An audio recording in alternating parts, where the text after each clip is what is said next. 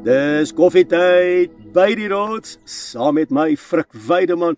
Mense, dis 'n pragtige woensdagoggend hier op die plaas De Kuilen en ek groet jou op hierdie pragtige dag uit die hartjie van Namakwa. Ek glo en vertrou dit gaan sommer klop disselmoe met jou op hierdie middeldag van die week. Dis Woensdag en dat jy sommer net gesalf, geseënd en gesond is in die wonderbare naam van Meester Yeshua. Mense, ek wil gou by koffietyd vandag met jou praat.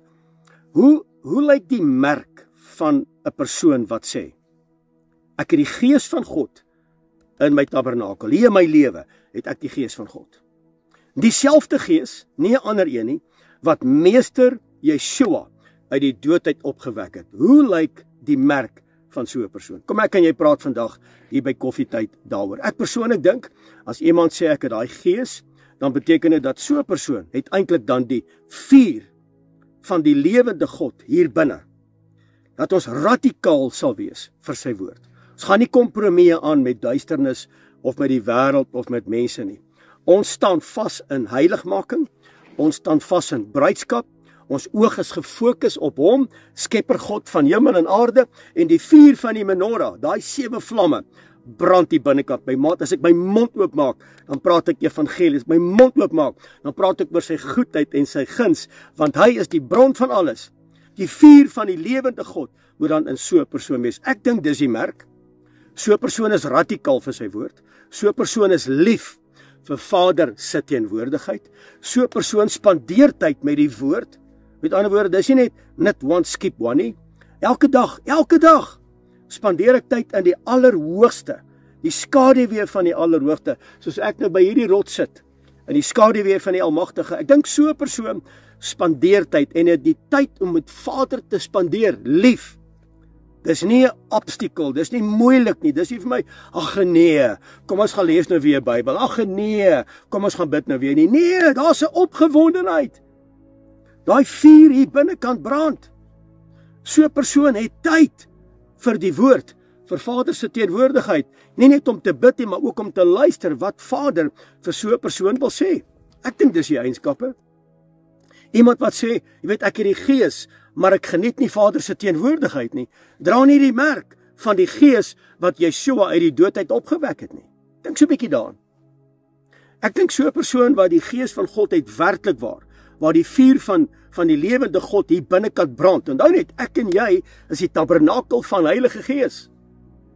Ek dink so 'n persoon wat die vuur het, kan ek dit maar sommer so stel hier by koffietyd vanmôre. Ek dink jou dooie probleme is verby. Die dae van angs, die dae van neerslagtigheid, die dae van depressie is kobai. Dis uit, dis weg. Die dae van mood swings is weg. Dit bestaan nie meer nie. Want as dieselfde gees wat Yeshua uit die dood uit opgewek het by my en by jou aanwesig is ek en jy gister en vandag en môre dieselfde.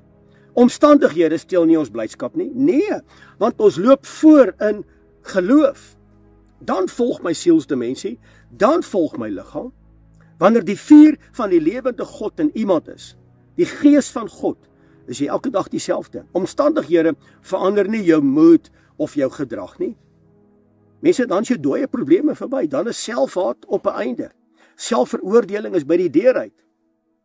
Die trots, die hoogmoed, die eie ek, die narcistiese optrede is kobai. Dit bestaan nie meer nie. Ek is nie langer meer die slagoffer of die victim nie. Ek is ook nie langer meer hoogmoedig en trots nie. Daai goed is verby, want dieselfde gees wat Yeshua uit die dood uit opgewek het by my en by jou aanwesig is. Dink so 'n bietjie aan, hoe lyk jou lewe? Is jy elke dag dieselfde?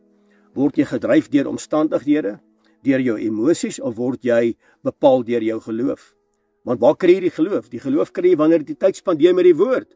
En as jy dieselfde gees het wat Yeshua uit die dood uit opgewek het, is jy lief vir die woord. En wanneer jy die woord lees, dan verdiep jou geloofswandel met Meester Yeshua. En dan kom Psalm 16 in lyn met my en met jou lewe. Gaan lees asseblief Psalm hoofstuk 16. Dan sê die woord, hy sê, man, by hom skuil ek. Halleluja. By hom is ek veilig. Ek gee nie om wat met my gebeur in die vleesvorm, wat se omstandighede kom op my, wat se skade kom op my pad nie. Dit maak nie saak wat met my gebeur nie. My geloof is standvastig in hom wat hemel en aarde gemaak het. Daar is geen goed buiten die God van hemel en aarde nie. Dan maak ek 'n verklaring om te sê, hy is my toekoms, hy is my erfenis, hy gee my raad, hy's aan my regterhand, hy's die skaduwee aan my regterhand, hy is met my, ek sal nie angstig links of regs kyk nie. Ek woon in veiligheid by hom, hy maak my bekend sy weë, hy maak my bekend die pad van die lewe. Dan is ek mos die merk, dan dra ek mos die merk van hom, wat my lewe kom transformeer. Ek dra die merk as ek sê, dat dieselfde gees is in my, wat meester Yeshua uit die doodheid opgewek het. Mense, die oomblik wanneer hy die pad van die lewe bekend maak by my en met jou, dan is die dood verby. Dit is mos nie 'n gees van dood nie, dis 'n gees van lewe. Dan is die dood verby. Hy versadig my met sy vreugde. Is dit nie mooi nie? So hier by koffietyd wil ek jou vandag seën met Psalm hoofstuk 16, dat jy dit gaan lees, en dat ek en jy van vandag af, op hierdie middeldag van die week, onthou dis die middelkandelaar van die menorah, wat verteenwoordig meester Yeshua, dat ek en jy vandag 'n verskil gaan maak in 'n donker, krom, duistere wêreld.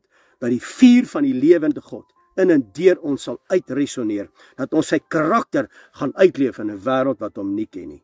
Mense, baie dankie dat jy ingeskakel was by Koffietyd op hierdie pragtige Woensdagmôre. Dit was so lekker om vandag met jou te gesels. Tot 'n volgende keer, Frik Weideman. Shalom.